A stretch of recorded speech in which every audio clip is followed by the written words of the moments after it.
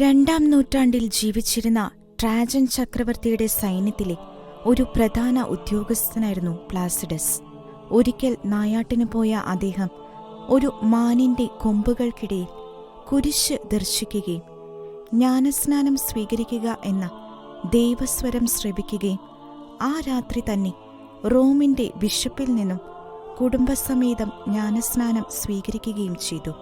ജ്ഞാനസ്നാനശേഷം എവുസ്റ്റാസ് എന്ന പേര് സ്വീകരിച്ച അദ്ദേഹത്തിന് കടുത്ത പരീക്ഷണങ്ങൾ നേരിടേണ്ടി വരുമെന്ന് ദർശനത്തിൽ മുന്നറിയിപ്പ് ലഭിക്കുകയും ഇതേ തുടർന്ന് അവർക്ക് സമ്പത്തും സ്ഥാനമാനങ്ങളും സാമൂഹിക പദവിയും നഷ്ടമാവുകയും ചെയ്തു. 15 വർഷക്കാലം ഒരു ധനികന്റെ വയലിൽ ജോലി ചെയ്ത അദ്ദേഹത്തെ ട്രാജൻ ചക്രവർത്തിയുടെ സൈനികർ തിരഞ്ഞ് കണ്ടുപിടിക്കുകയും യുദ്ധം നയിക്കാനായി അതിസമർത്ഥനായിരുന്ന അദ്ദേഹത്തെ സൈന്യാധിപനായി നിയമിക്കുകയും ചെയ്തു.